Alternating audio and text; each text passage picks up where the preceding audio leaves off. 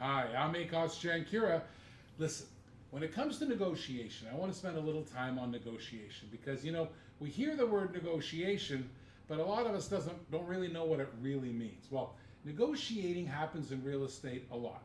Maybe you're negotiating with your buyer on inspection things, like whether to fix the air conditioning, whether you're looking for a credit. Maybe you're negotiating things on, like the closing date. Something changed and you got to negotiate that.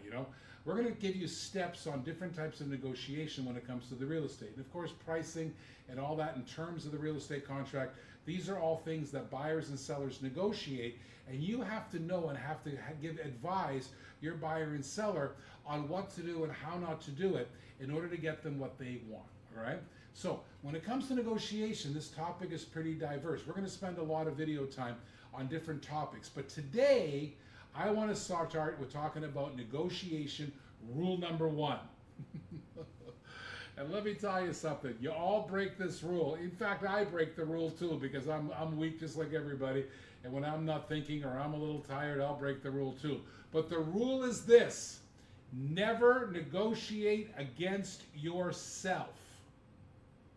Let me tell that again. Never negotiate against yourself, and you do it all the time. Now, in order to understand that, let me give you a couple examples, right? Let's do an example that's unrelated to real estate, because real estate can get a little bit complicated. Let's say that I'm selling this Roku remote, and I'm putting it on Marketplace, on Facebook Marketplace, and I want to sell it, right? And let's say I put a price out there for 10 bucks, right? So I've got this remote on Marketplace for $10, right? And so I'm waiting out there. I put it out there and I've listed it, right? And now I'm waiting for the response. Well, what happens is somebody comes to me and says, "Hey, I saw your Roku remote thing on the Marketplace there, and hey, listen, can I ask you a question? Can you do any better on the price?" You've done that tons of times. Hey, can you do any better on the price? What is the buyer asking you to do? They're asking you to negotiate against yourself. And how many times have I seen this? Well, I don't. I know we asked for $10, but how about $8? Right? That's negotiating against yourself. A person who knows how to negotiate is going to eat you alive. Never negotiate against yourself, ever, for any reason.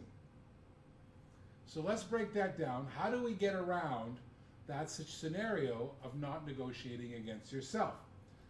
Hey, I saw your Roku on Marketplace for $10. I was thinking, hey, can you do better on the price? Here's how I would handle that. Oh my goodness gracious, thank you so much for taking the time to call me and ask me about the Roku remote. Instead of doing this, instead of asking me, can I do better on my price, what are you thinking of offering for the Roku remote? In hard stop. See what I'm doing there? I'm not negotiating against myself. I am now turned it back to the buyer, and I want him to set the boundary. That's what I'm looking to do. Because when you're negotiating, the trouble is the boundaries are never set. And that's a mistake that people always make when negotiating. They never set the boundaries. You got to set the boundaries. So what have I done? Instead of just dropping the price and not setting, I'm only setting my boundary, I'm not setting theirs. That's why negotiating against yourself is such a tragic mistake, because I never set the boundaries. All I'm doing is dropping mine. I need to set the boundary on the other side. So how do I do that? I say, first of all, I thank them. We'll teach you a technique called yes but. I use it all the time. But I thank them, make them feel comfortable, warm, and wanted. And then I said, listen, instead of me just going willy-nilly and throwing some prices out there, what are you willing to buy my Roku remote for? What am I doing? Setting their boundary. So they might say, $5. Doesn't matter what they say. $5. All right? So you'll get an offer back. Doesn't matter, 5, 6, 7, 8. No. Here's what I'm going to teach you in another video, but here I'm going to give you the first sort of sub-rule to this. Whatever the answer is, unless it's full price, the answer is always no. So, never negotiate against yourself. Get them to set their own boundary. Get them to negotiate against themselves. So I need a number from them. So let's say it's $6. Okay, let's go back. $6.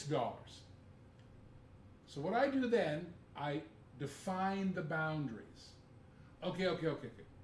So what you're saying to me is I put the price up there, it's plain as day, it's right there on the Facebook Marketplace, $10. And what you're offering me is $6, right? Now why did I do that? I'm setting the boundaries in stone. Let's compare what would have happened if I were the buyer and you were the seller. I would say, hey, could you do better? And you know that almost every time somebody says yes. What do I have to lose? Nothing. Did I say I'm buying it yet? No. I'm just pushing your boundary down. Do you know my boundary? Of course not. Because I never negotiate against myself. I just push your boundary down. And you don't know where I am. My way, doesn't matter where the price is, I know the 10 and the 6 is where the boundaries are. So, now let's say on that broker remote, I didn't care what I sold it for. I'd have taken $5. He doesn't know that. But I got 6. You know how many people say, oh great, that's $6, I'll take it. No. When you get the boundary set, you say no. Even if you can say yes. Because what am I going to do? I want him negotiating, that other person negotiating against themselves. I want to push the boundary up. So how do I do that? Oh my goodness gracious, $6. That's so generous. Thank you. What am I doing here? I'm giving you hope. And then I'm going to promptly take it away. Oh my gosh, so generous. Thank you so much. I might even say, what, do you have cash for that? What does that guy think? Oh my God, I reach my pocket, I can get it for $6. And then I'm just going, yes budding, I'm yes budding. I'll teach you that technique in a different video. I thank them, I make them feel good, and I throw in the old butt. That's great, so much, so generous, $6. But I need more. What have we done? Boundaries are set, and what am I doing? Moving their boundary. Getting them to negotiate against themselves. I'm not negotiating against ourselves. Watch what happens. So listen, all I'm asking you to do is, we're so close, sir, we're, you know, I think we can make a deal here. But is there any way you could pay me more than 6? Please? The customer might say no. The customer might say, all right, how about 7? What did I just do? I moved this boundary up. What did it cost me? A sentence of words. What if they said no? 6 is my final offer. What did that cost me? Nothing. A sentence of words. But I'm going to tell you something. Do you know how many times the sentence of words makes you money? Because they go up to 7 or 8. Now what am I going to do now? You say no twice. That's the rule. That's rule number 2. Rule number 1 is never negotiate against yourself. And rule number 2, say no twice. Oh, 7, it's so generous. And even if the 6 comes in at 6, I'm firm at 6. Oh man. I'd like to take your $6. It's so generous, but it wouldn't be fair. I say no again. listen, I want to make the deal with you, but please, come up. That's when it's at 6. Or if it was at 7, right? I would say, oh my goodness gracious, $7. Thank you so much for coming up $1. That's kind. But I was looking for just a little bit more. Could you just do a little bit more? The answer is no. Or the answer is higher. You see how say no twice works? And I have nothing to lose because once the boundary is set, I can always go back to the boundary. It's not changing because they said it. Follow me? All I'm doing now is moving the boundary up a couple times. I always say no twice, not once, twice. Even if they say it's my final offer, I still say no again because I'm testing that boundary. I need to poke at it twice.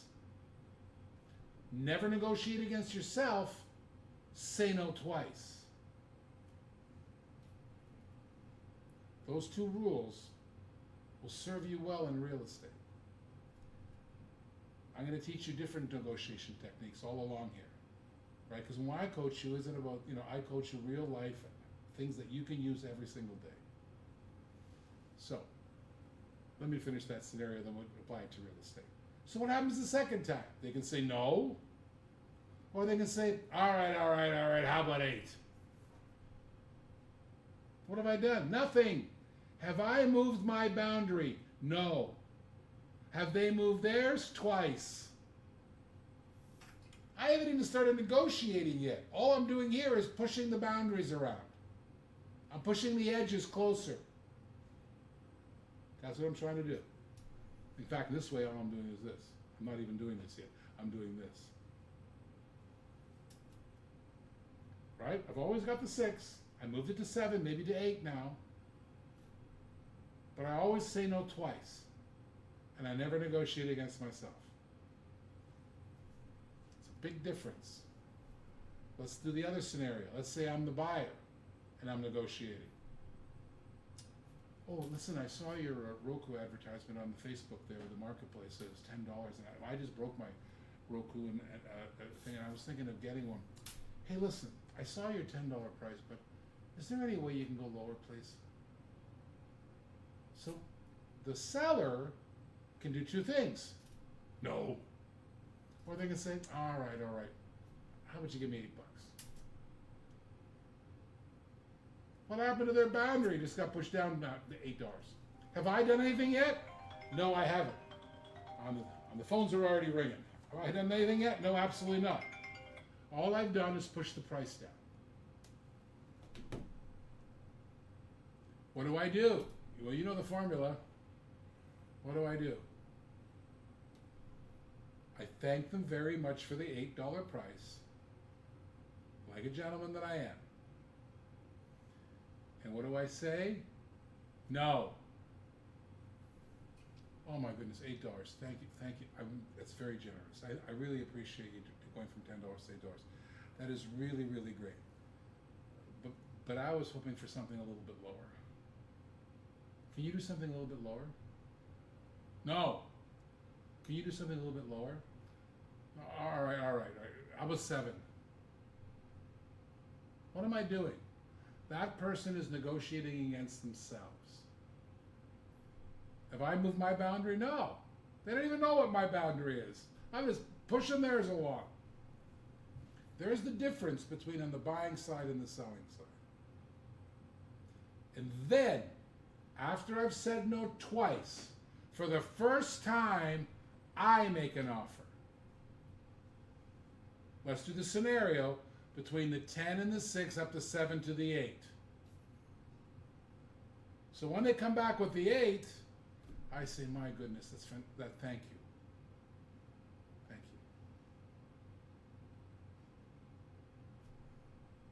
you. I'd like to sell it to you for 9. So there's a scenario where I took a $10 and a $6 offer and made it 9. Why? Because I said no twice. Let's go the other way. I'm the buyer now. Can you lower your price? How about 8? no, or whatever. Say no twice. Doesn't matter what the outcome is. Say no twice. You don't give up your boundary until after the second time you've said no. Those are the rules. Stick to them, and you'll make a ton of money. So let's take that scenario.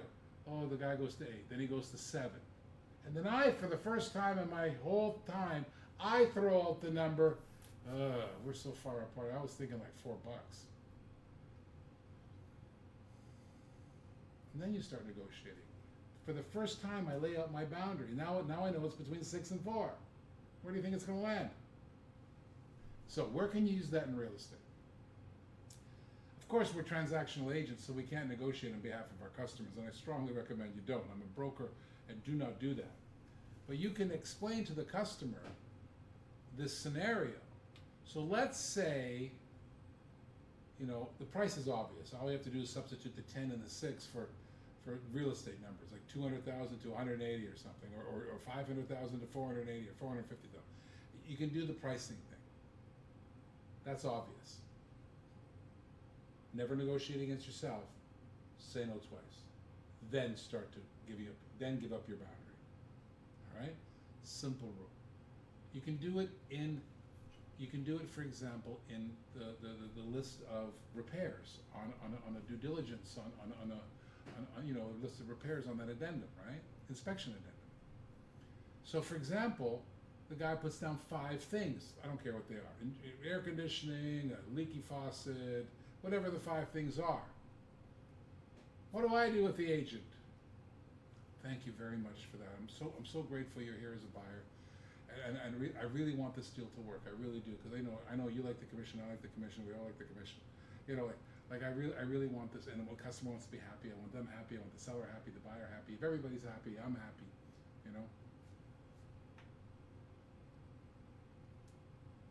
But are you sure you want to give us 5 things?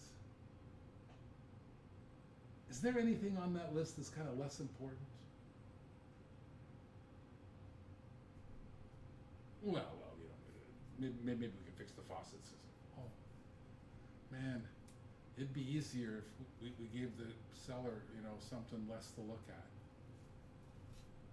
What am I doing? The same thing as the 10 and the 6. I'm just asking. Maybe his things are not so important. Take it off. Before, I'm not negotiating for the seller. I was just thinking maybe the decision's easier if you could maybe drop one of those things. Okay, now I'm to 4. You know my rule. How many times do I say no? Twice. So you know what's coming. Oh man, thank you so much. That's fantastic. So let me get this straight. This, and this. That's your stuff, right? This, and this.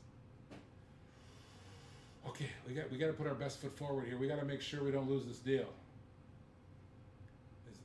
Is there another thing here that maybe it's not so important? I get the air conditioning is important. I mean, I know. But you see what I'm doing? Saying no twice. I mean, the answer could be each time, no, this is it. These are the 5 points, take it or leave it. Oh, okay. Boundaries loud and clear. But are you sure? You know what you see? Boundary. Did I give him mine yet? No, because that's the seller's issue. My job is just to make the list smaller until he makes the decision. That is negotiating. First step, 101, right? And if you watch these videos, I'm going to give you a lot more steps like that, right? Stuff you can use every single day in real estate and in life. I know your marketplace transactions will be a lot different, right?